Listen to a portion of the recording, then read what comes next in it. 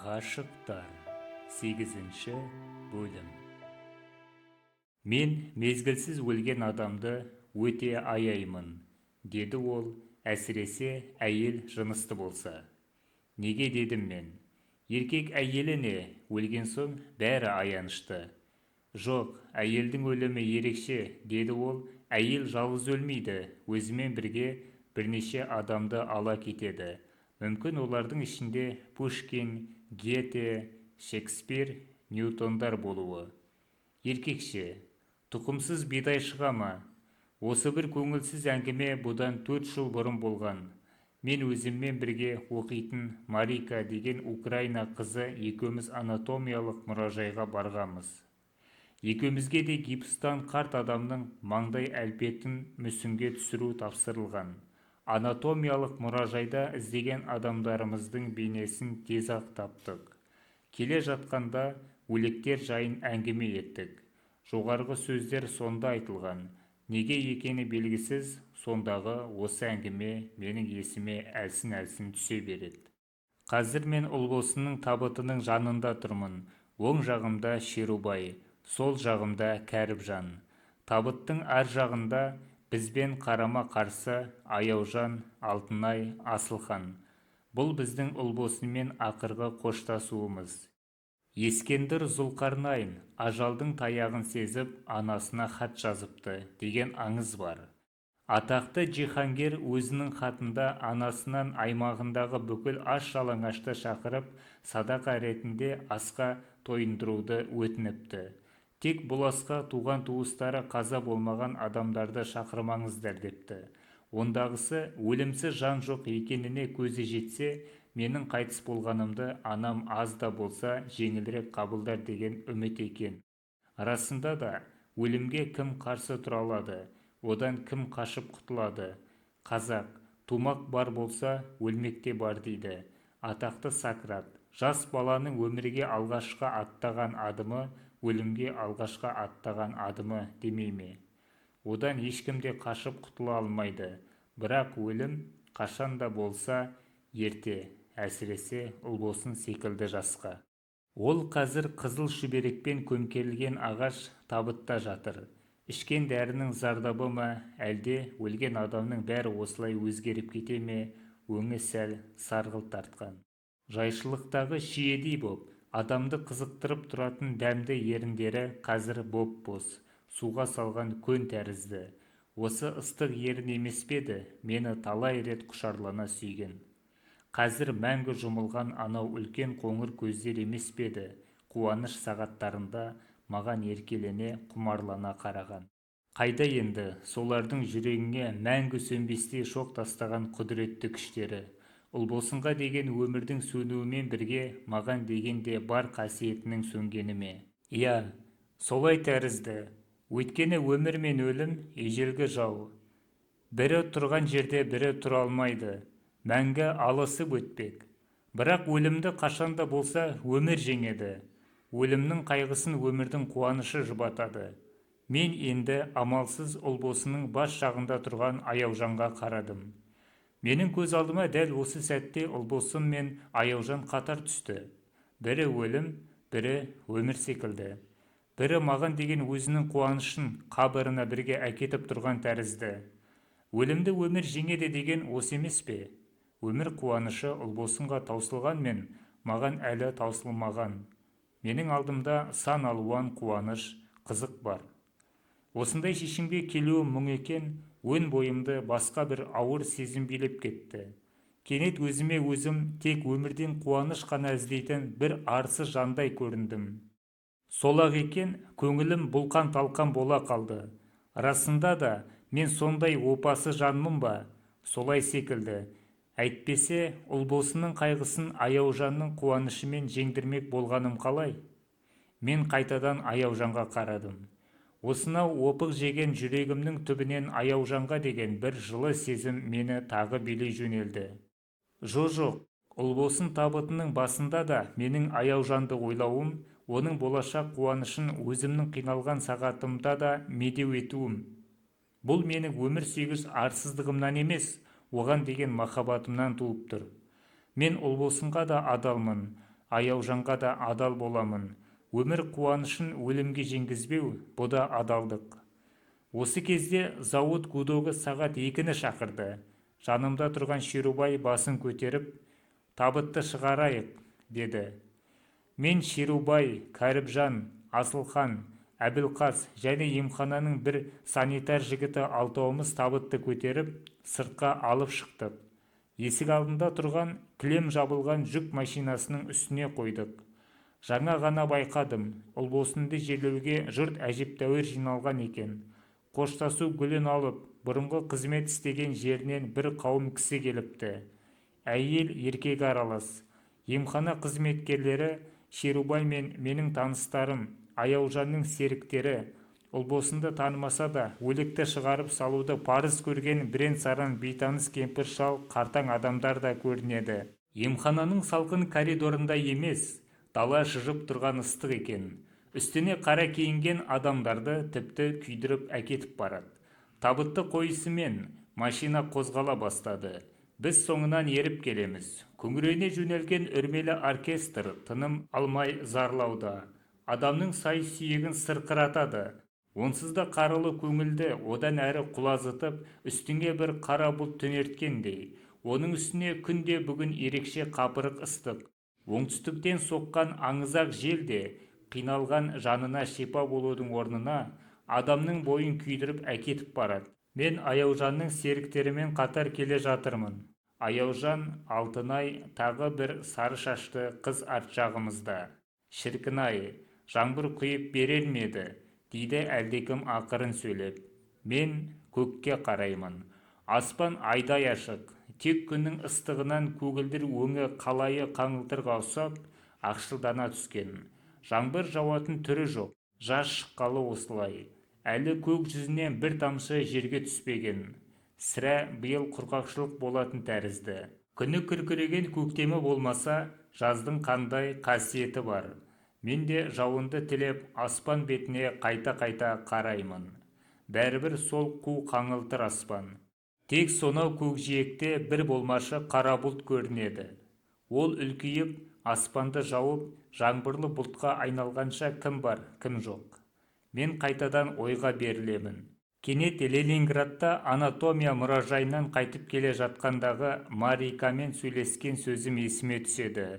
Бір маңызды сөз болса екен-ау, тек болмашы ой, мағынасыз қайғы. Бірақ осы дымға тұрмайтын сөздер, қусаң да кетпейтін маса тәрізді. Әлсін-әлсін өлім, мезгілсіз қаза деген секілді суық сөздермен миымды шағып, топтанып, маңайымнан кетпей-ақ қойды. Зират қаланың оңтүстік шетінде дөңестеу жерде болатын. Қаладан алыс емес, көп кешікпей жеттік. Оркестрдің үні хабар берді ме, зират басына бір талай адам жиналды. Бейіт қазылып қойылған екен. Ұлбосын жұмыс істеген модалар ательесінің бастығы семізше келген татар әйелі мен Әбілқас күйінішті азын-аулақ сөз сөйледі. Көңілді билеп кеткен қайғылы сезімнен Шерубай да, мен де аузымды ашуға жарамадық. Табытты бейітке түсіре бастағанда ғана Шерубай өзін өзі ұстай алмай, «Бақыл бол, Ұлбосыным», деп еңкілдей жылап, жерге бір тізерлеп отыра кетті. Жасы келген еркек адамның жылағанын мен бұрын көрген жоқ едім. Бұның өзі қияпат көрінісі екен. Аузы кемсеңдеп, тамағына бір сүйек тұрып қалғандай, ішін тарта қырқ-қырқ етеді. Көзінен жасы әзер шыққандай, оқта-текте ғана бұршақтай боп жерге тамып-тамып кетеді. Сай сүйегім сырқырап әзер тұрдым. Шерубай жұрттан қымсынатын емес. Іштегі шер өн бойын өртеп әкетіп бара жатқанда қалай қымсынсын. Көзден тамған жас, іштен шыққан қайғы емес пе? Ешкім де оның жылағанын ерсі көрген жоқ. Қасіретін тарқатсын дегендей оған қой дейтін де жан шықпады. Осы минутта мен Шерубайдың Ұлбосынды қаншалық жақсы көргенін ұқтым. Егер оның махаббатының мұншалық терең жатқанын, шіркін-ай, ерте сезсем, кім біледі, Ұлбосын екеуміздің арамызда ештеңе де болмас пе еді, қайтер еді. Әттең, өткен іс атылған оқпен тең, жоқты іздегенмен не пайда? Бойымды билеп кеткен толқынды әзер тежеп, мен де қолыма күрек алып, Ұлбосынның үстіне топырақ тастай бастадым. Бұл менің оған деген ақырғы парызым. Бұдан артық қолымнан не келеді? Ұлбосынды көміп болып жұрт тарай бастады. Менде серіктеріммен қалаға қарай бет алдым. Зираттан анандай жерге ұзап кеткеннен кейін бұрылып артыма қарамадым. Жас қабірдің басында әлі қозғалмай отырған Шерубайды көрдім. Басы төмен салбырап, бағанасынан да бүкірейе түскен. Аяп кеттім. Бір-екі ауыз тоқтау сөз айтып, жұбатуды дұрыс санадым. Жолдастарыма, сендер жүре беріңдер, деп кейін қайттым. Аяғымды сылбыр басып, Шерубайдың қасына келдім. Бойымды билеген қобалжуды әзер билеп, «Шереке!» деп келе жатыр едім, ол орнынан ұшып түрегелді. Көзінде ашу оты жарқ-жұрқ етеді. «Жоғал!» деді ол өзін өзі ұстай алмай. Егер Ұлбосын мен екеуміздің арамызда сен пайда болмағанда, ол мұндай хәлге жетпес еді. Дер кезінде операция істеп, ауруынан да аман алып қалатын едім, деді ол. Өз даусынан өзі шошығандай, бір мезет үндемей қалды да қайтадан сөйлеп кетті. Енді менің қасыма не бетіңмен келіп тұрсың? Сен тек Ұлбосынды ғана емес, мені де өлтірдің. Егер мені бір жамандыққа ұшыратқың келмесе, бүгіннен бастап көзіме көрінбе, маңайымнан жүрме. Менен жақсылық емес, қастық қана күт. Шерубай екеуміздің арамыз араздықпен бітетінін мен бұрыннан да сезетінмін. Бірақ дәл мұндай болады деп ойлаған емеспін. Ұлбосынды өлтірген сен деген сөзін естігенімде, біреу жүрегіме біз сұғып алғандай, не айтарымды білмей тұрып қалдым. Ашу үстінде адам не демейді, бірақ Шерубайдың мұнысы тым қаталдық емес пе? Бұған қалай шыдайсың? Шыдамағанда төбелесесің бе? Әлде ол дұрысын айтып тұрма?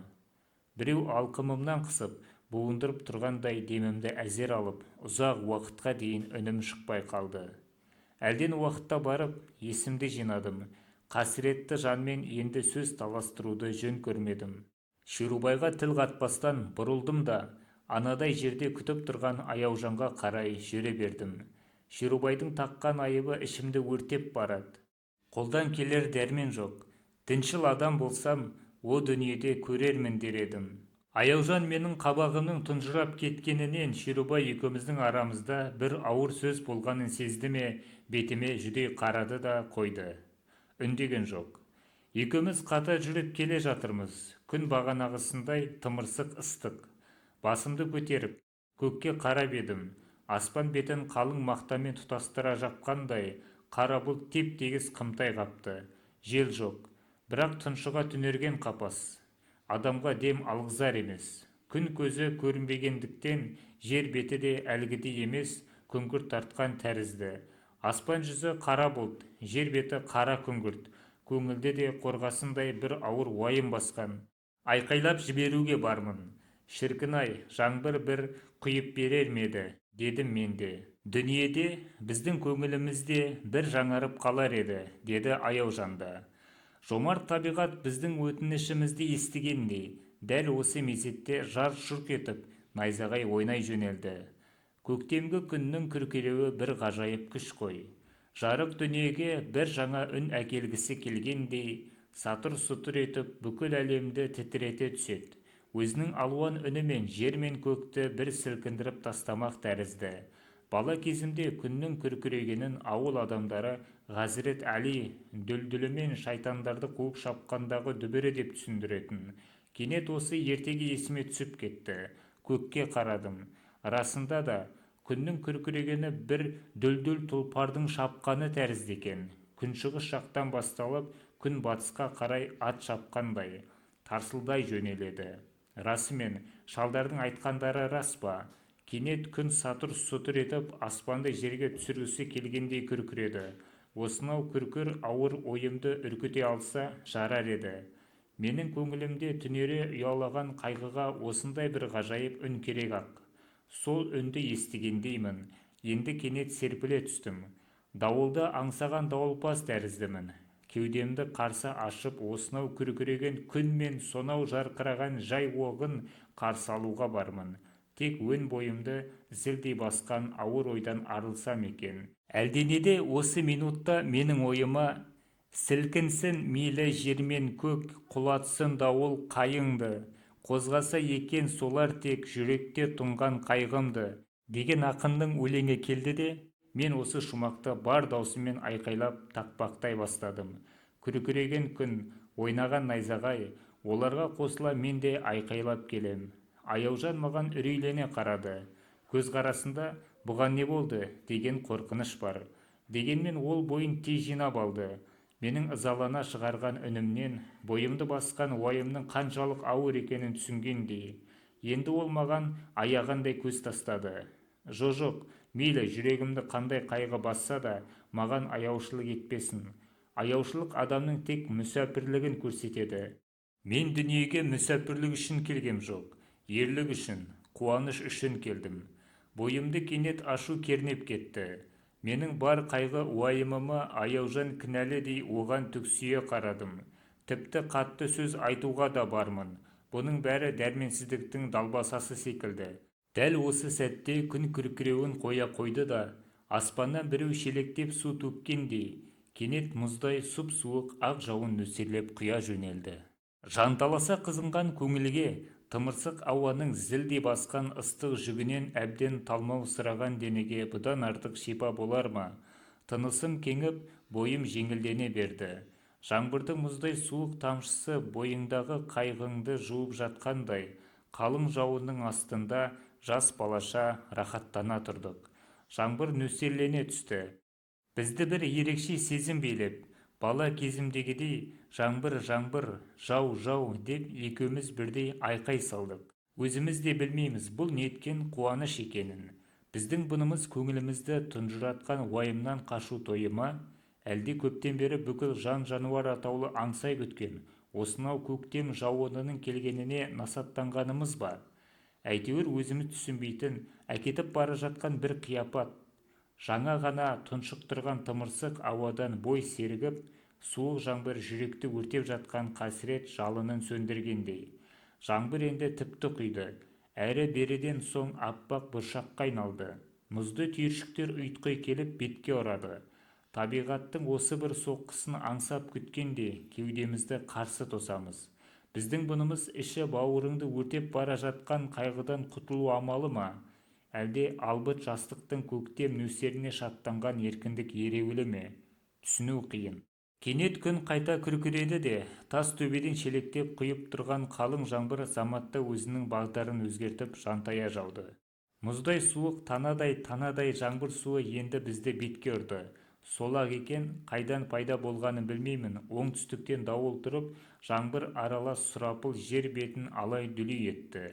Желдің күштілігі сонша, біреу қос қолдап кеудеңнен itергендей, кейін қарай сырғытып әкетіп барады. Қала шетіндегі жас қайыңдар, жапырақтары жерді сүйе, сұлай еңкейеді. Жаңбыр тыйылып, енді әлемді сұрапыл биледі.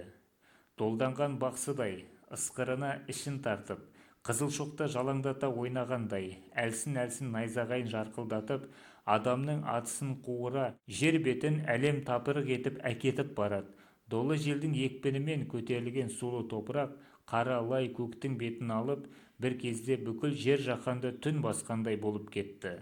Жарық сәуле жоқ, жан-жағымыздың бәрі қап-қара, ұлыған, ысқырған, ішің тарта өкірген сұрапыл, сатырлай ойнаған найзағай, аузы мұрныңа кіріп дем алдырмай, тұншықтырып бара жатқандай топырақ, түйіршік құмайт тас. Адамның жаны түршігерлік бір қиямет. Аяужан қорқайын деді ме, маған тығыла түсті. Мен оның дірілдеген денесін өзіме тартып, бұл өткінші дауыл, қазір бітеді деймін. Даусымның Аяужанға жетпейтінін жақсы білемін. Сөйтсе де сөйлеуімді қоймаймын. Сөйлей берсем, өзімді де, оны да тыныштандыратын секілдімін. Менің құшағым сая болды ма, Аяужан енді дірілдеуін қойып, кеуденен басын алып, жан-жағына қарай бастады да, кенет итеріп жіберіп, кейін қарай ыршып түсті. Кран құлайды, деді ол үрейлене айқайлап. Мен ештеңеге түсінбей, қайдағы кран деп сұрағанымша болған жоқ, ол оқтан үріккен ор қояндай ата жөнелді.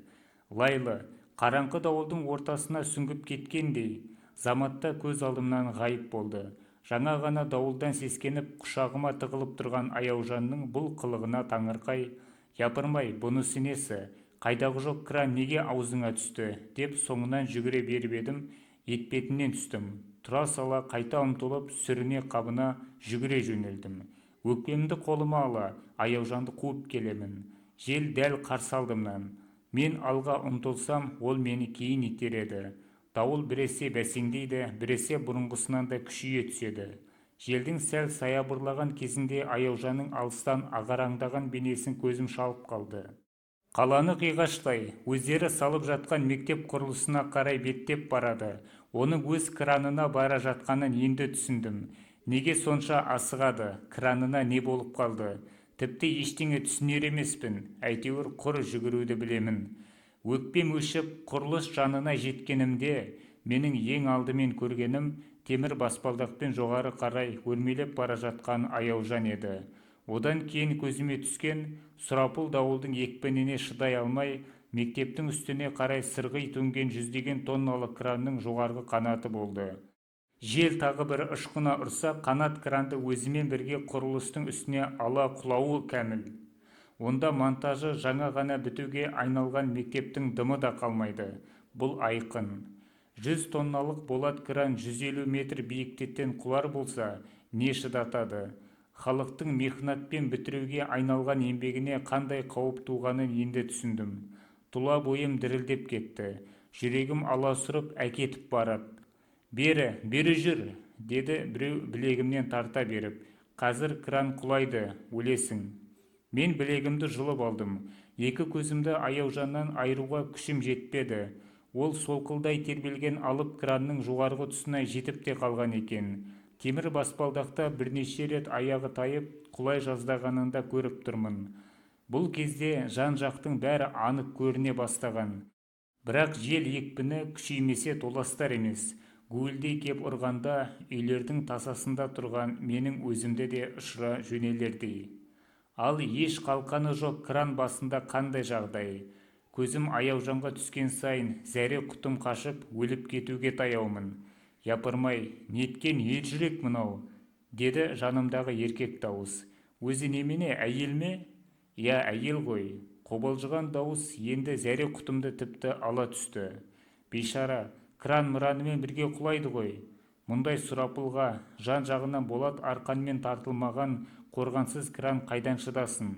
Жел енді бір екпіндей соқса, шаруасы бітті дей бер. Сірә өмірден құтыла алмай жүрген бір сорлы да. Бұл сұрапылда қолына не келеді? Жанымда қобалжыған дауыс әлденені тынбай айтып жатыр. Бірақ оның сөзінің аяғын мен естігем жоқ. Екі көзім сонау краншы отыратын будкаға жетіп қалған Аяужанда.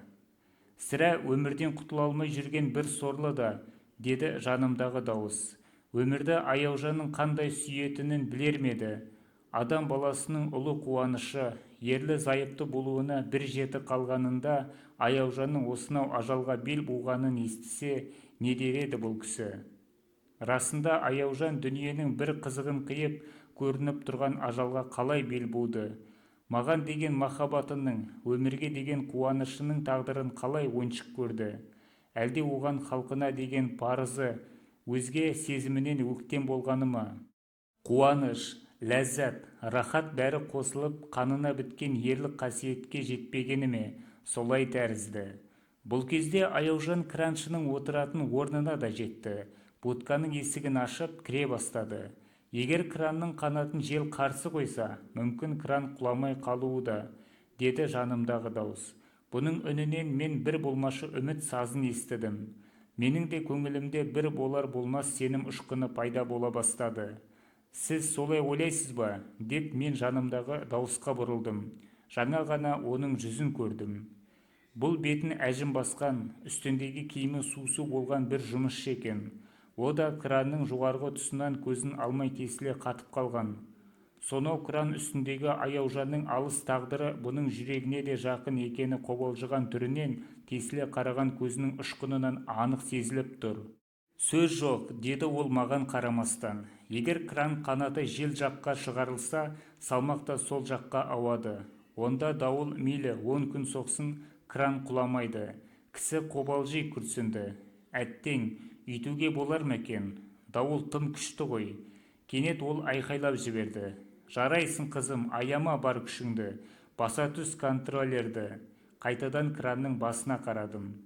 Кранның 50 метрлік ұзын қанаты ақырындап бейне бір адамның созылған қолы тәрізді желге қарсы қозғала сырғи бастады. Міне, ол орта шеннен асты. Кран жүретін теміржолдың табанымен қатарласты. Енді 2 метрдей қимылдаса, желдің екпінді тұсынан өтеді. Кран қанаты сол жерге таяп келеді. Ақырғы қимыл. Жоқ, жел жеңгізбеді. Ол долдана кеп соққанда, кран қанаты дәл бір сылқ етіп босап кеткен сағаттың тіліндей кейін сырғи жөнелді де, екпінде қозғалып, бұрынғы орнына бірден жетіп барды. Сарт етіп тоқтаған 100 тонналық қанат екпінімен кран құлай жаздап барып әзер қалды. Қайдан пайда болғандарын білмеймін. Дәл осы уақытта кран түбінде шоғырлана қалған Кәріпжан, Асылхан, Алтынайға көзім түсті. Өң жоқ, түс жоқ, бәрінің жүзінде абыржығандық, көздерінде қорқыныш. Әсіресе Алтынайдың түріне адам қарауға қорқатын. Аяужан, айналайын, таста кранды, деді ол бар даусымен айқайлап. Мектепті қиратса қайта салармыз, құрысын бәрі де, түс жылдам. Мектеп пен Аяужанның басына төнген қауіпті қайдан естігенін білмеймін. Сұрапыл дауылға қарамай, кран жанына жұрт жиналды да қалды. Верхолаздар қайда? Верхолаздарға хабар беру керек, деген дауыстар естілді. Неге тұрсыңдар? Асылхан, Кәріпжан, Алтынай шырпыр етеді. Шықсаңдаршы кранның басына, түсіріңдер Аяужанды. Асылхан кранға қарай ұмтыла беріп еді, бір мосқал жұмысшы жолында тұра қалды. Қолдан келмеске ұмтылмас болар, деді ол зеки сөйлеп. Көрмейсің бе, дауылдың қандай күшті екенін? Кранға екінші адам жууға болмайды. Одан да бәріміз бір дауыстан ана қызға түс дейік. Жұрт шулап қоя берді. Жақсы. Не дейміз? Сіз бастаңыз, біз қостайық. Аздан кейін бәріміз қосылып айқай салдық. Аяужан, түс жылдам жерге. Кран құлауға жақын. Аяужан, түс жылдам. Пәрменімізше айқайлаған даусымыз кран басына жетті ме, әйтеуір кабинаның терезесінен Аяужанның басы көрінді де, қолын бізге қазір деп сермегендей болып, қайтадан жоқ болып кетті. Дәл осы сәтте желде саябырлай түсті. Кран қанаты да Аяужанның дегеніне көнгендей, қайтадан желге қарсы теңселе қозғалып сырғып барады. 1 метр, 2 метр. Менде деп демімді алғандай болдым. Кран қанаты дәл осы кезде желге қарама қарсы келіп тоқтады. Жұрт қуанғанынан шулап жатыр. Жарайсың, Аяужан, енді кран құламайды. Әлгі мосқал жұмысшы қайтадан дауыстады. Қанатты тезірек бекіт, қызым. Мосқал жұмысшы аузын жұмғанша болған жоқ, сұрапыл дауыл жұрттың қуана шулаған үнін бір жола тұншықтырғысы келгендей, кенет екпіндей кеп қайта ұрды.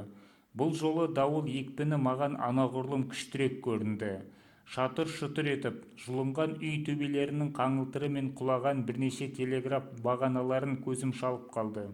Жел өзімде де тұрған орнымнан анадай жерге ұшырып түсірді.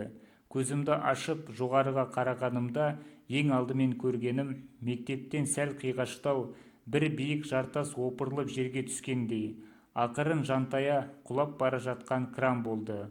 Аяужаным, деп жаным түршіге айқай салдым. Оның ар жағында не болғанын өзім де білмеймін. Көзім қарауыта жерге отыра бердім. Тек ең ақырғы естігенім жерді солқылдата, гүрс етіп соққан алып кранның жан шошытарлық үні болды. Бәрі бітті, дедім мен ішімнен. Сөйлеуге тілім күрмеліп, үнім шықпай қалды. Содан кейін біреу жан сезімімнің қыл пернесін пышақпен кесіп жібергендей, жан жағым құлаққа ұрған танадай тына түсті де, барлық дыбыс у-шу мүлдем өшті.